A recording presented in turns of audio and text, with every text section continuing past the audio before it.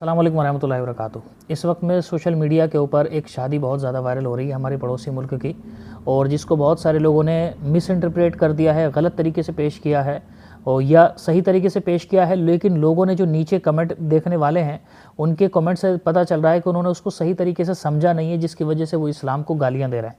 असल में मसला हुआ क्या है कि पड़ोसी मुल्क के अंदर 6 सगे भाइयों ने 6 सगी बहनों से एक साथ में निकाह किया।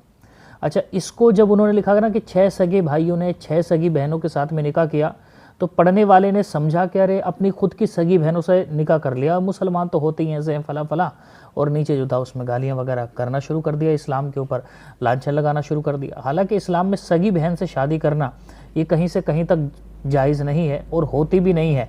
इनके अंदर तो हमेशा की जो है वो हुर्मत रहती है, कभी भी इनके सगे भाई और बहन के बीच में कभी भी निकाह नहीं हो सकता। ये कर लें तब भी शरीयत उसको वैलिड करार नहीं देती है, वो निकाह नहीं होता है, किसी भी सूरत में वो निकाह संपन्न नहीं होता है। लेकिन लोगों ने बात ये थी कि 6 सगे भाइयों ने दूसरी 6 सगी बहनों के साथ में निकाह किया। 6 भाई अलग परिवार के और 6 सगी बहनें अलग परिवार की, इनका आपस में निकाह हुआ है। इनकी खुद की 6 सगी बहनों से निकाह नहीं किया।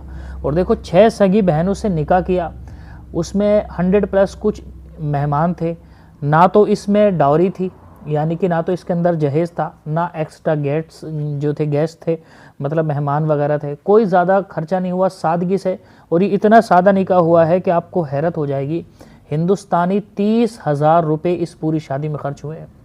6 लड़कियों की शादी हो गई और ख़र्चा कितना हुआ है हिंदुस्तानी 30,000 रुपये में आज के दौर में। और 6 सगी बहनों की शादी, भाई मतलब अब सोच करके देखिए कि वो जो 6 सगी बहनों के माँ बाप होंगे वो कितने खुश हो रहे होंगे। आज के दौर में तो एक बेटी उसकी मंगनी की थोड़ी बहुत रस्म के अंदर 30,000 रुपये का पता नहीं चलेगा, लेकिन इनकी 6 बहनों की शादी उसके अंदर निपट गई। वो कितनी दुआएं दे रहे होंगे, कितनी सादगी से। मतलब वो लोग जो शादी को महंगी कर रहे हैं उनको कहीं ना कहीं लोगों ने एक पैगाम देने की कोशिश की है। तो ये तो एक बहुत ही तारीफ़ के काबिल काम था, लेकिन इसको गलत रिप्रेजेंटेशन की वजह से लोगों से गालियाँ सुननी पड़ी। और लोगों ने इस वाक़ये को निशाना बना करके जिनको इस्लाम के ख़िलाफ़ गाली गलौच करनी थी, उन्होंने इस्लाम के ख़िलाफ़ भी गाली गलौच की, इस्लाम के ख़िलाफ़ भी भला बुरा कहा। लेकिन कितने अफसोस की बात है कि सही काम करने के ऊपर भी इंसानों को गालियाँ पड़ रही। मतलब ये तो बिल्कुल ऐसा ही हो गया कि किसी दूसरे इंसान ने, एक इंसान ने किसी दूसरे इंसान की गुर्बत में मदद कर दी, उसको पैसा दिया, उसको आसरा और सहारा दिया, और बदले में लोग इसको गाली दे रहे हैं कि तूने ऐसा क्यों किया।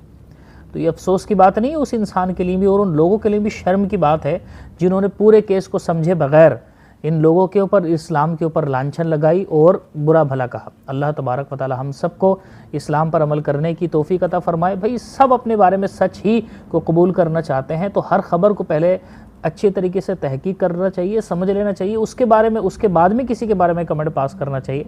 हमें अपनी ज़ात के बारे में पसंद नहीं है, हमें अपनी आइडियोलॉजी के बारे में पसंद नहीं है, तो दूसरी आइडियोलॉजी के बारे में भी ये चीज़ हमको पसंद नहीं होनी चाहिए। इंसाफ का तकाजा यही होता है।